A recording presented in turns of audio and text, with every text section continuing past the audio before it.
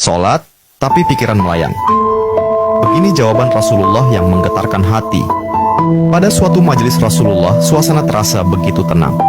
Para sahabat duduk melingkar menyimak setiap perkataan beliau dengan penuh perhatian. Namun, di antara mereka, ada seorang sahabat yang tampak gelisah. Jemarinya saling menggenggam, matanya menunduk, dan napasnya terasa berat.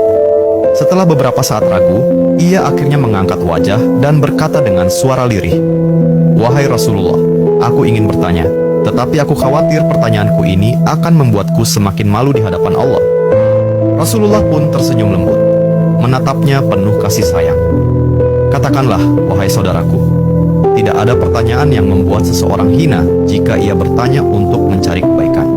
Sahabat itu menarik napas dalam, matanya mulai berkaca-kaca. "Wahai Rasulullah, aku merasa salatku sering tidak khusyuk.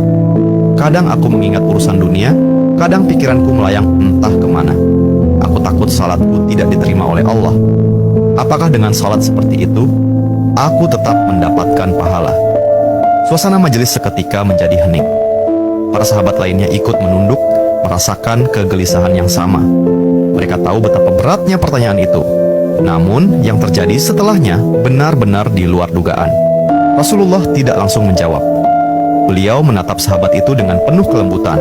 Lalu tiba-tiba air mata mulai membasahi pipi beliau. Para sahabat terkejut.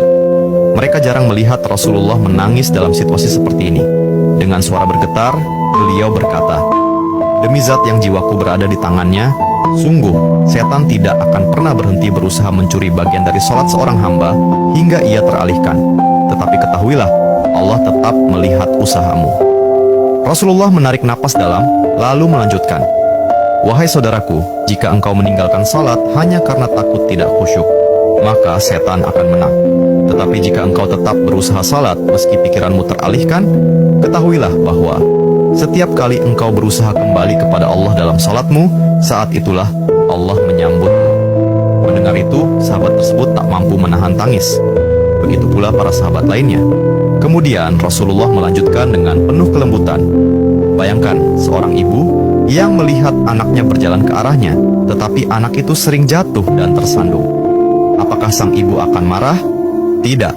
Ia justru akan berlari menghampirinya, mengangkatnya, dan mendekapnya erat. Itulah Allah. Ia lebih penyayang daripada seorang ibu kepada anaknya. Selama engkau terus kembali, Allah akan selalu menerimamu." Air mata mengalir di pipi sahabat itu. Kata-kata Rasulullah begitu menusuk hatinya.